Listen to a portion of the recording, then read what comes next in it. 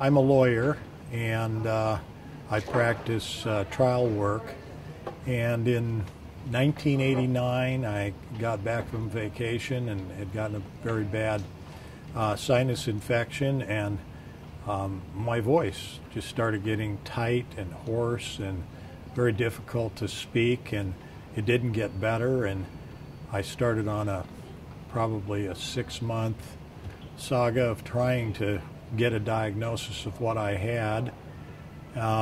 Went to a whole variety of specialists and alternative medicine folks, and ultimately a speech therapist that I had been referred to said that he thought I might have something called spasmodic dysphonia.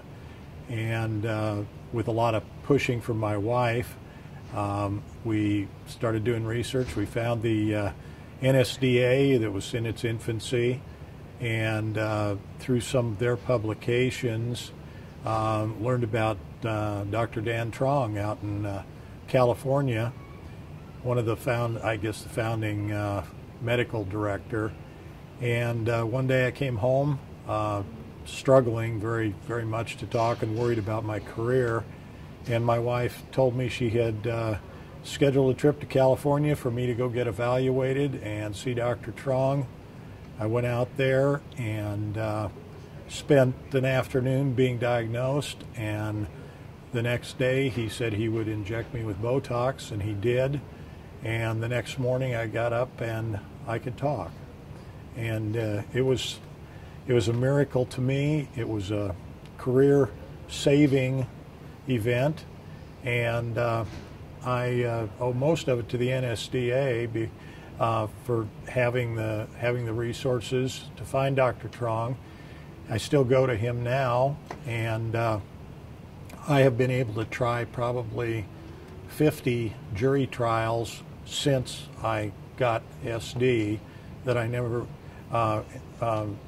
would have been able to do if I hadn't found this doctor and this treatment.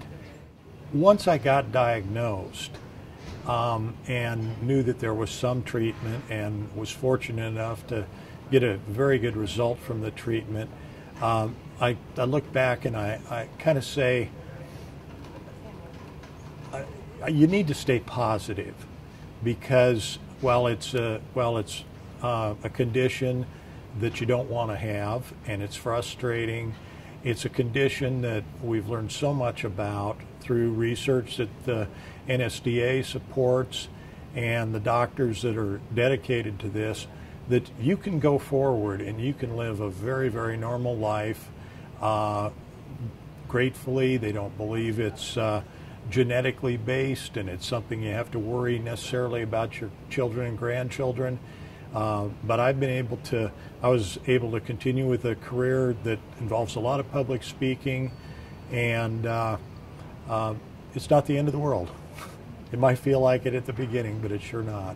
I'm a member of the NSDA because this organization saved my career, and I got to know some people in the organization. Was fortunate to be on the board and be the president for a period of time when we were struggling to grow up. And I believe that this is an organization that's made a tremendous impact on my life and my family, and I want to keep helping. I think the symposium is very valuable. Obviously, the health professionals are dedicated to this disease, and it's always good to hear the updates. I think it's particularly good to spend time with other people that have what you have and understand what you've been through. For any new SD patients, I think it's a great opportunity to spend time with people that really understand what you've gone through, and come to realize that you're not the only one, and it's not impossible to go forward, because you can go forward, and there are a ton of folks here who are going forward and will continue to do so.